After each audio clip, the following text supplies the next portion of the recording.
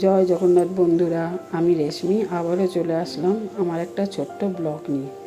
যেই দিনটা আমি এই ব্লগটা বানাচ্ছি সেই দিনটা হলো 15ই আগস্ট। আমি আমার ঠাকুর ঘরে ফুলের ঝোড়া নিয়ে বসে আছি। গত কয়েকদিনের ঘটনার জন্য আমার মনটা বড়ই খারাপ হয়ে আছে।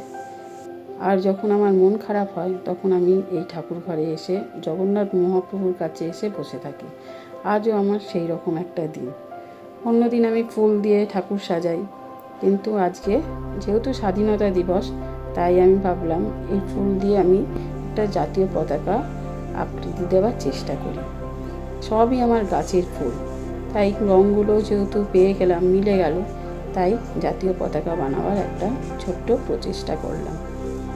তুলসী পাতা দিয়ে সবুজ, গাঁদা ফুল দিয়ে অরেঞ্জ, আর সাদা টগর দিয়ে সাদা অংশটা তৈরি করে নিলাম ফার্স্টে।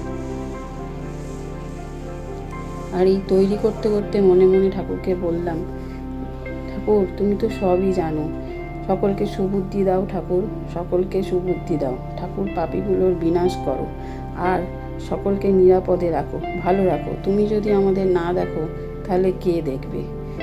এই যে পতাকা তৈরি করা আমার সম্পূর্ণ হয়েছে। জয় হিন্দ। যদি আমার ভিডিওটা ভালো লেগে থাকে তাহলে আপনারা একটা লাইক, কমেন্ট ও শেয়ার করে দেবেন। আজকের ভিডিও এই পর্যন্তই। আবার দেখা হবে পরবর্তী কোনো একটা ব্লগে আপনাদের সাথে।